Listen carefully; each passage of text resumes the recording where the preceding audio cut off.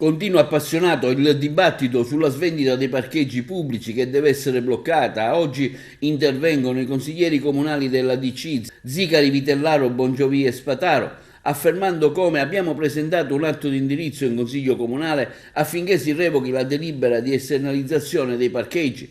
Con amarezza continuano i 4 consiglieri comunali della DC, dobbiamo ribadire che l'amministrazione comunale fa sempre gli stessi errori sintomatici di una visione ormai superata della città.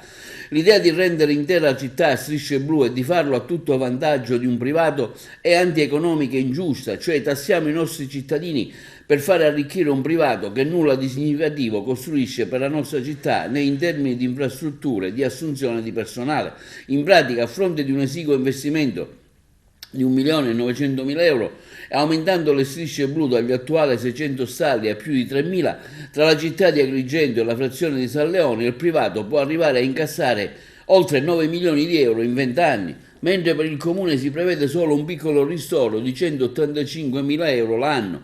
L'idea di affidare questo servizio per i consiglieri comunali della DC per 20 lunghi anni non è razionale, soprattutto di fronte a un investimento privato di soli 1.900.000 euro. Sul punto il codice degli appalti è chiaro, l'orizzonte temporale di un progetto di finanza deve essere commisurato ai tempi di ammortamento degli investimenti sostenuti. 20 anni sono troppi, tutto si può ammortizzare in circa 6 anni, l'amministrazione non ne ha tenuto conto. Meglio farebbe l'amministrazione Miccichè impegnarsi per la redazione di un progetto di finanza che rivaluti l'opera incompiuta, il parcheggio di Piazzale Rosselli, o che realizzi i parcheggi di via Gioieni, tra l'altro previsto all'interno del PUMS.